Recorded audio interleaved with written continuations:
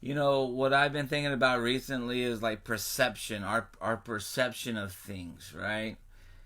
And there's a lot that I can unpack and we can talk about later, but you know, it's as simple as me and Diane walking the dogs and turning around and looking at the front office of our apartments, and there's two big old beautiful palm trees. And the sun was setting in the background, and Diane said, "We're in Waikiki, or we're in Hawaii." And I was going, you know, that's all it takes is that little change of mind to appreciate something so simple. And you know, me and her walking together with the dogs and seeing that sunset behind those palm trees, I don't think we could have been any more happier than if we were in Waikiki. You know what I mean? It's all just a decision that we're making all the time towards our happiness, you know? And so there's a famous story in Buddhism that talks about the rope and the snake. And it's a ancient metaphor of this guy walking down this trail, and it's at twilight. The sun is going down, and he sees a snake in the road. And of course, in India, they have a lot of different poisonous snakes, cobras, and everything else. And so he jumps back and almost takes off running, but he noticed that the snake doesn't move, and he has to go down that trail like it's right in his path. And so he goes and gets a long stick and he pokes at it and he's like, ha, ha, ha, you know, trying to get it to move. And then finally he gets the stick and he gets brave enough to pick it up. And he's like, well, hell, this snake is dead or sleeping or something. And then when he pulls it up close, he realizes that it's just a rope, that it never was a snake, you know? And so in Buddhism and Hinduism, they say that is our perception of reality. That what we think is a snake is really a rope. We can constantly flip back and forth what we want to see. And then when we find some tranquility of mind and we do mind training and practices like meditation, we can more easily see the rope and not see the snake in the future, you know? And so the snake is our ignorance, it's our hatred, it's our bias, it's our how we're feeling inside and we're projecting on the world. Is all these things, you know? I work with people in social services that have had the worst things you can imagine happen to them, but yet they're using it now to help other people. Could they go back and fix it? Would they change it? Who knows? But they're taking something tragic like a troubled childhood, and they've used it as rocket fuel to help them go to college and become a social worker, a case manager, a benefit specialist, and now they're helping other people that are struggling, and it kind of helped them determine what they wanted to do with their life. And so their perception of these negative things that happened to them was the snake. But the fact that they are using it to benefit others in the world is the rope, changing it into something that's non-harmful, something that is not toxic or poisonous. They're turning it into something that is harmless, and plus a rope can help you. You can use a rope to tie things up. You can use it for all kinds of number of helpful things, you know. I carry a rope in my car just in case I need to get pulled home one day or something, you know. So basically, I just kind of want to throw that out to you guys for some discussion here in the beginning, and kind of see what you think about that topic or something that I've said, and then we'll jump into the chanting and we'll talk more about it later.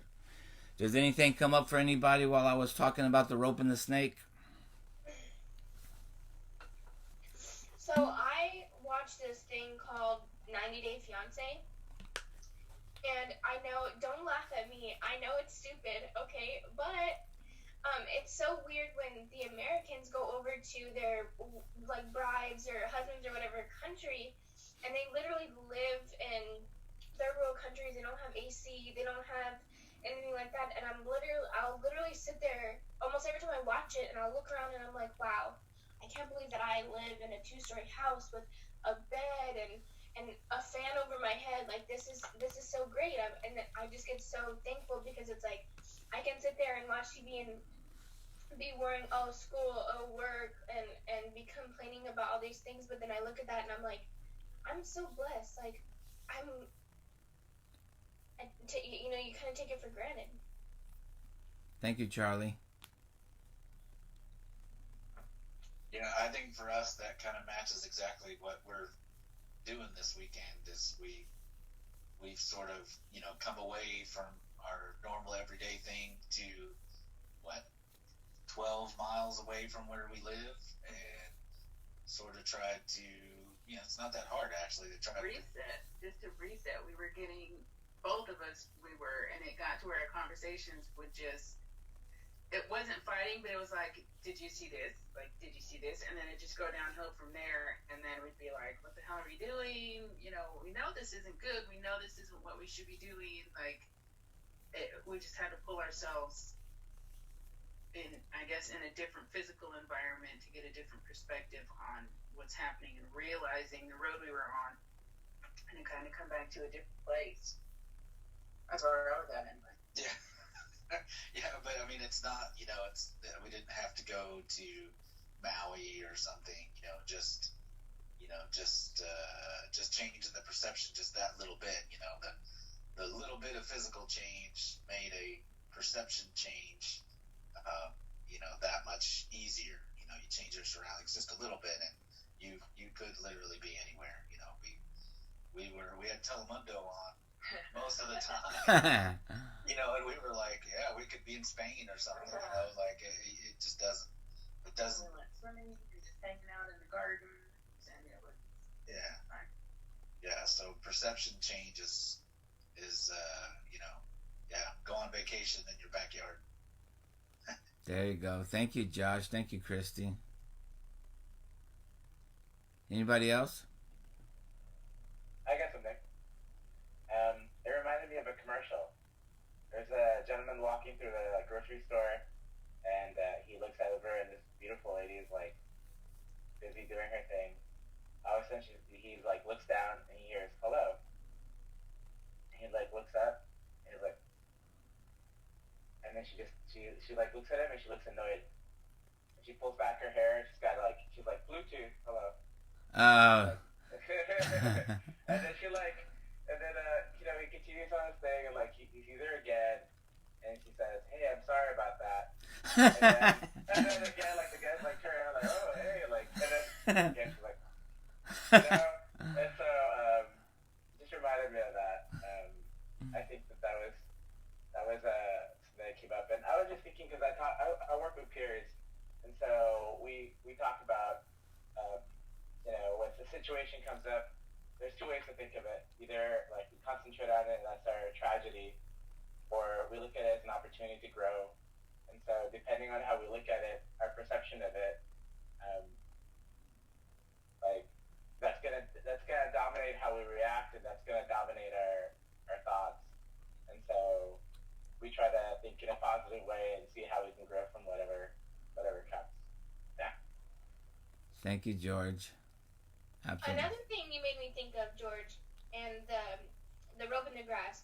It's like people that you're really comfortable with, like your family or your boyfriend or whatever, they'll say something to you, and then you think that they're being rude, and so you are rude back, and then they're like, whoa, where'd that attitude come from? And you're like, well, you were rude first, and they were like, no, I was just suggesting this, or I didn't mean it that way. And I feel like that happens a lot, and it's all about perception. If you just sit down and think, okay, what did that actually mean, instead of just reacting to it on your instinctual humanly emotions, then it wouldn't be a snake, it was just a rope. Absolutely. Thank you, Charlie. Thank you for always laughing at me, George. I love seeing you. I wasn't laughing, I was smiling because I've seen that show before and I've seen those reactions. Like go to other countries now. Mm-hmm. Anybody else?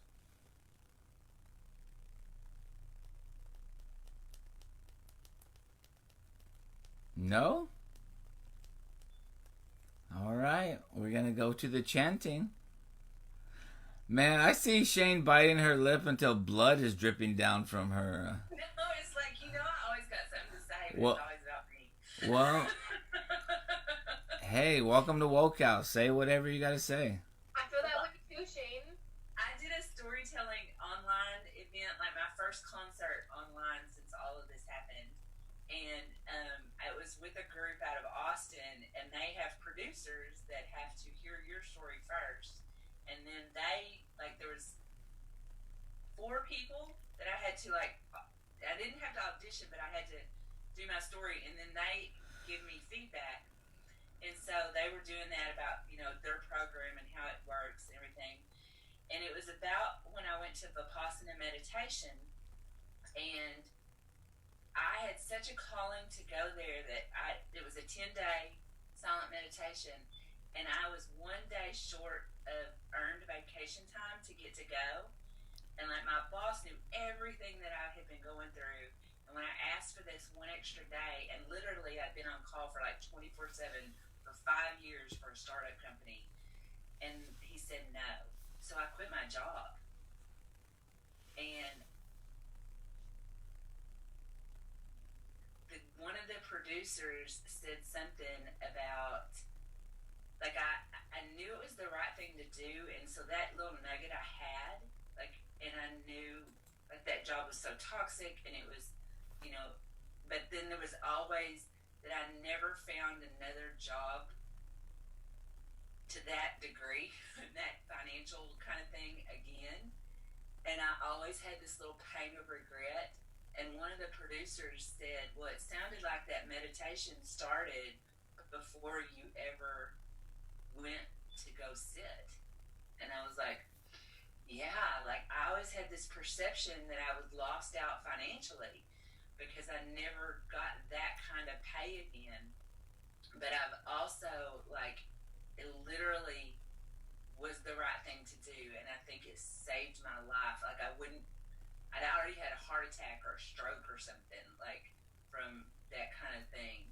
And so it's just here we are. It was 10 years later, so it's been 10 years since that happened. And I got a new piece. We talk about things happening on the spiral and stuff coming up when you need it. And I'm I got a new piece in peace, both spellings of the word, a small bit and a peacefulness about it, about quitting that job and how that was the right thing to do, even though my finances have never got back up there again. So. Well, yeah, that's looking back at something in your life and always kind of having to carry that regret, and then suddenly you can change that snake into a rope and see that you actually climbed that rope out of that situation that would have destroyed you with a heart attack or a stroke or stress or something, Or going postal or something. It was bad. Absolutely. All right. Anybody have anything else? All right. Well, if you want to go ahead and put yourself on mute, I guess, Josh, you can't pull up the chant on your phone, right? Hey, Kylie? Yeah, Can you just email those to us at some point? I can. I'll do. You know what? I can do that right now because I have a chant book at my house that I stole from Oak House. You can pull it up on the screen? No, I can send everybody pictures. Everybody drop your email or your phone number in the chat. All right. And so you've already scanned it though, right? I think I have the chant book file. Yeah, I have the file. If everybody can open the PDF, I've got it in my computer. That's a good idea. Yeah. Let me see if I can figure out how to open it. Okay. So. I don't have to do it today, but just in the future. I just thought about it, and I've been thinking about it every time because it's hard for me to read it on the screen. So. Oh, that's a wonderful idea, Shane. So Diane, in order for you to share it, you would have to know how to share your screen and all that stuff. No, she wants to just send the PDF file to everyone, so everyone just has it with them. All right. So while you're doing that, enter a meditative state. And I'm going to go ahead and do the chanting today, and then next week all of us will have it, because Diane will email it to you. All right, thank you. All right. Refuge in the Three Jewels. I take refuge in the Buddha, the one who shows me the way in this life. I take refuge in the Dharma, the way of understanding and of love. I take refuge in the Sangha, the community that lives in harmony and awareness. Dwelling in the refuge of Buddha, I clearly see the path of light and beauty in the world. Dwelling in the refuge of Dharma, I learn to open many doors on the path of transformation. Dwelling in the refuge of Sangha, shining light that supports me, keeping my practice free from obstruction. Taking refuge in the Buddha in myself, I aspire to help all people recognize their own awakened nature, realizing the mind of love. Taking refuge in the Dharma in myself, I aspire to help all people fully master the ways of practice and walk together on the path of liberation. Taking refuge in the Sangha in myself, I aspire to help all people build fourfold communities to embrace all beings and support their transformation.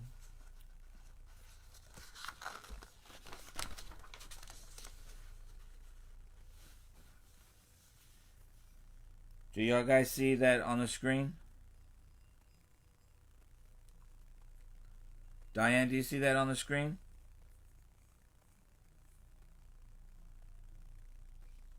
I can't hear you.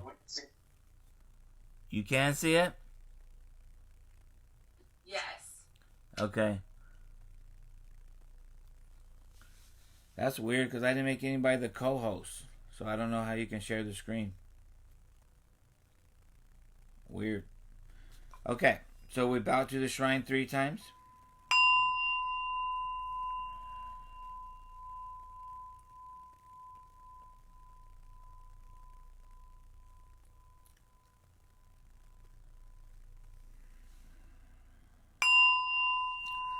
Offering of flowers. This spread of flowers, fresh hued and fragrant, I offer at the sacred lotus feet of the noble sage, with flowers in great variety, the Buddha I adore, and by this merit might gain release. Even as these flowers must fade, my body too will pass away.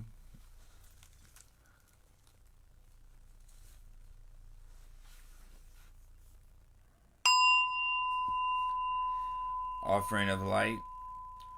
With lights brightly shining, dispelling the gloom, I honor the fully awakened, that light of the triple world who dispels the gloom of ignorance.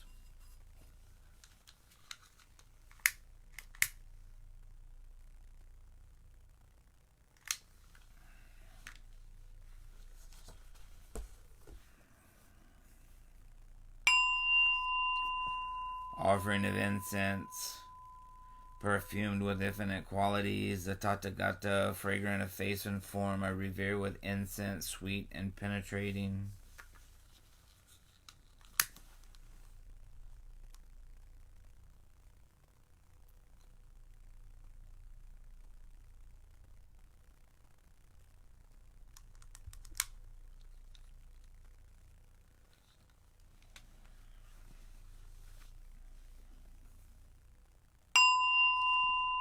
Offering of water. We offer water, symbol of purity, to the Buddhas of all times. May this water both wash away the obscurations of ignorance and sate the thirst of craving and aversion.